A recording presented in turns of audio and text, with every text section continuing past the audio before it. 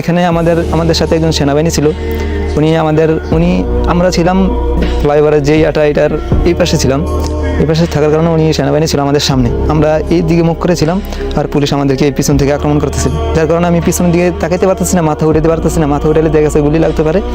যার কারণে আমি এই দিকে ফিরেছিলাম। তখন সেনাবাহিনী দেখলাম উনিও চোখের পানি চলে আসছে। তারপরে আমার সাথে যে দু একজন ছিল, উনি বলতেছে, দেখছেন স্যার নগদ গুলি করতেছে, নগদ মানুষ মারতেছে, এখন আমাদেরকে সাহায্য করেন। উনি সেনাবাহিনী, উনি নিজে একটি বিভ্রান্তির ভিতরে পড়েছে, আমাদেরকে কীভাবে সাহায্য করবে। কিছুক্ষণ পর যখন দেখতেছি সেনাবাহিনী পুলিশরা আগে আসতেছে, তখন সেনাবাহিনী উনি নিজের আত্মরক্ষার জন্য, নিজের যান বাঁচানোর জন্য উনি দেখলাম দিয়ে চলে গেছে। যখন দেখলাম পাখির মতন গুলি করতেছে, আমরা এই জায়গায় যখন প্রায় 20 থেকে 25 জন ছিলাম, তখন দেখলাম যে যার উপর গুলি পড়ে সে নগদ মারা যাচ্ছে। তারপরে আমি একটু হাতটা আলগি দিয়ে শুয়েছিলাম, যার কারণে আমাকে গুলি করছিল, আমার গুলিটা আমার হাতে লাগছে, যে হাতের ছাইড়ি দিয়ে গেছে, যে এখনও দাগটা আছে। আল্লাহ তাআলার রহমতে হাতের হাড্ডিতে লাগে না, যার কারণে বড় ধরনের কোনো সমস্যার সম্মুখীন হয়নি। তারপর যখন আমার হাতে গুলি লাগার পর আমি সোজা হয়ে শুয়ে যাই।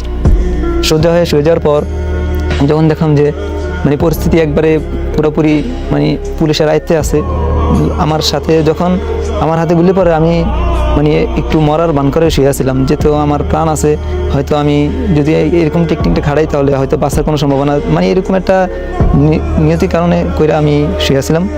চোখগুলো বন্ধ ছিল, যার কারণে যখন আমি চোখ মিলে দেখি, কিছুক্ষণ পর চোখ মিলি, তখন দেখলাম যে আমার পায়ের সামনে থেকে আমার একবার নিকটতম থেকে ফায়ার করতেছে। পায়ের বিকট আওয়াজের কারণে আমার চোখগুলো হালকা হালকা বাড়ি খাচ্ছে। তখন তো সূর্যের আলোটা একটু চোখের মধ্যে লাগছে, যার কারণে আমার চোখ বাইরে করতেছে। তখন পাশে থাকা একজন পুলিশ দেখে বলতেছে যে এটা মরা নাই। তখন কাছে আসছে 4-5 জন কাছে আসছে, আইসা কয়েকজন লাথি দিছে আমার মাঝে, আমার পায়ে লাথি দিছে, অনেক জোরে জোরে লাথি দিছে। তারপর দেখছি যে আমি একটু লাড়া দেওয়ার পর তারপর আমাকে পানি এনে আমার মুখে ছিটা দিছে আর তখন আমি পরিপূর্ণভাবে চোখ মেলার পর তখন আমি যখন উঠে বসার পর আশেপাশ থেকে আরও 4-5 জন পুলিশ আসলো, এসে আমাকে রাইফেল দিয়া, পিস্তল দিয়া আমাকে অনেক জোরে জোরে বিভিন্ন জায়গায় আঘাত করতে লাগলো।